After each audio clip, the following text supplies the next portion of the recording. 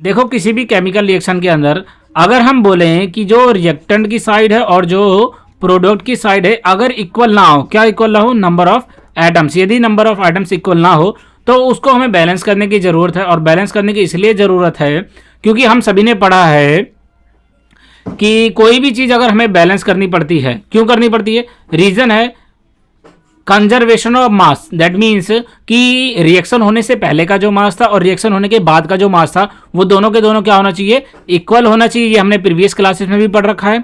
अब अगर इक्वल होना चाहिए तो इक्वल हमें करना पड़ेगा कि पहले तो काउंट कर लेंगे। सबसे पहले जैसे एक एग्जांपल दे रखा है हमारे सपोर्ट मटेरियल में जो सीबीएसई से मिलती है, एग्जांपल है कि Fe और H2O इन दोनों को अगर हम मिलाते हैं तो Fe3O4 बनता है और H2 बनता है। तो अगर नंबर ऑफ एटम्स दोनों साइड बराबर नहीं है तो बैलेंस करने की जरूरत पड़ेगी। तो सबसे पहले तो आप नंबर ऑफ एटम्स काउंट कर लीजिए। जैसे Fe की बात करते हैं तो नंबर ऑफ आइटम्स एक ऐसे बॉक्स बना लीजिए।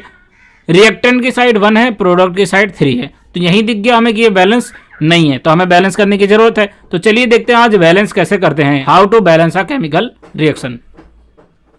देखो सबसे पहले तो जो भी चीजें दिया गया है उन सभी को, जितने भी आपके पास मॉलिक्यूल्स हैं या कंपाउंड्स हैं, उन सभी को आप एक बॉक्स के अंदर फिल कर दीजिए। ठीक है, बॉक्स के अंदर बंद कर दीजिए। बस याद रखना कि बॉक्स के अंदर ना ही आपको कोई चीज़ लिखनी है और ना ही आपको उनमें से कुछ चीज़ हटानी है, तो उसको फिक्स करना है। उसके बाद आप काउंट करके एक बॉक्स बना लीजिए। जैसे कि हमने कहा रिएक्टेंट की साइड कितने आइटम्स मौजूद हैं और प्रोडक्ट के साइड कितने आइटम्स मौजूद हैं। Fe के बारे में देखा तो 1 है और इधर हमारे पास प्रोडक्ट में 3 है। हाइड्रोजन के बारे में देखा तो ये तो इक्वल है भाई लोग।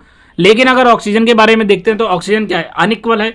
यहाँ पे 1 आइटम है और यहाँ पे 4 आइटम है। तो हमने कहा बैलेंस करने की तो भाई जरूरत है ही है ये। तो सबसे पहले बैलेंसिंग में जो हमारा हाइड्रोजन होता है और ऑक्सीजन होता है उसको छोड़ के जो बाकी चीज़ें होती हैं उसको पहले बैलेंस हम करते हैं। मतलब जो हैवी एलिमेंट्स रहेंगे उनको पहले बैलेंस करना पड़ेगा। सबसे पहले आपको क्या करना है, जिस तरफ कमी पड़े उस तरफ उतने की मल्टीप्लाई कर दो। जैसे कि यहाँ पे कितने हैं, 3 है। मतलब अगर हम इधर प्रोडक्ट ले और इधर हम रिएक्टेंट ले, हमने बोला ऐसे हमने लाइन खींच दिया, एक तरफ हमारा यहाँ पे कितना है 3 है, ठीक है, और दूसरी तरफ हमारा कितना है 1। तो अगर मैं इसमें 3 की मल्टीप्लाई कर दूँ तो दोनों इक्वल हो जाएगा। दैट मीन्स कि जो हमारा रिएक्टेंट है उसमें Fe के साइड में 3 का मल्टीप्लीकेशन होगा। तो आप देखोगे यहाँ नीचे वाली जगह पे, इस जगह पे यहाँ पे 3 का मल्टीप्लीकेशन दिखाया गया है, तो हमारा क्या बन गया 3Fe बन गया। ठीक है, दूसरा अब जब हमने 3Fe बना दिया तो हम इसको पहले लिख के देख लेंगे कि ठीक लग रहा है कि नहीं लग रहा, सारे इक्वल है कि नहीं है।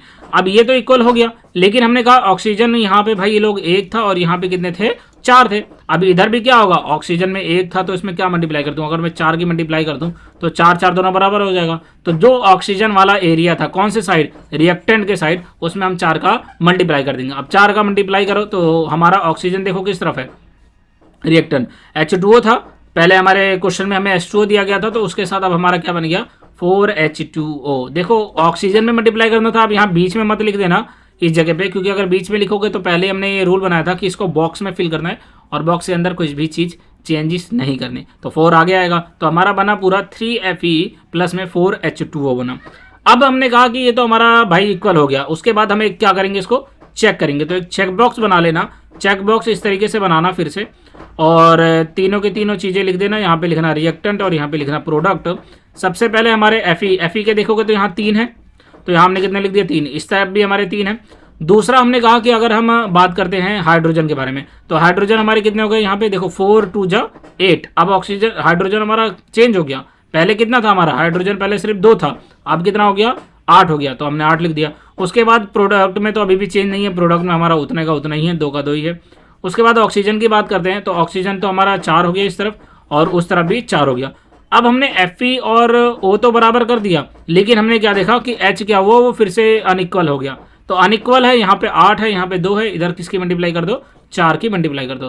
तो जो हमारा प्रोडक्ट का साइड है उसमें हाइड्रोजन के साथ 4 का मल्टीप्लाई करना है। तो 4 मल्टीप्लाई कर दोगे तो क्या बन जाएगा हमारा 4H2। तो जो हमारा फाइनल बनेगा, हमारा फाइनल ये आएगा आपके साथ सामने देखो कि 3Fe प्लस में 4H2O जो अभी हमने मल्टीप्लाई करा था, और Fe3O4 में कोई चेंज नहीं किया था हमने, और H2 के साथ अपने 4 का मल्टीप्लिकेशन कर दिया था। दैट मीन्स कि अब ये एटम के साथ तो हमारा क्या हो गया, बैलेंस हो गया है। तो हमने क्या लिखा, एटम के साथ हो गया ये बैलेंस। लेकिन अब लास्ट जो आपके पास स्टेप बचता है वो ये बचता है कि जो इसकी फिजिकल स्टेट है, फिजिकल स्टेट मीन्स कि वो सॉलिड है कि लिक्विड है कि गैस है या एक्वास है, वो उसकी स्टेट दिखानी पड़ती है। तो एस का मतलब होता है हमारा यहाँ पे सॉलिड, जी का मतलब होता है हमारा गैस और फिर सॉलिड सॉलिड गैस। ऐसे ही अगर हमारा एल लिखा है तो एल का मतलब आप समझ जाइएगा कि लिक्विड होता है, और अगर ए क्यू लिखा है तो ए क्यू का मतलब हो गया एक्वास। तो इस तरीके से था कि बैलेंस कैसे करते हैं।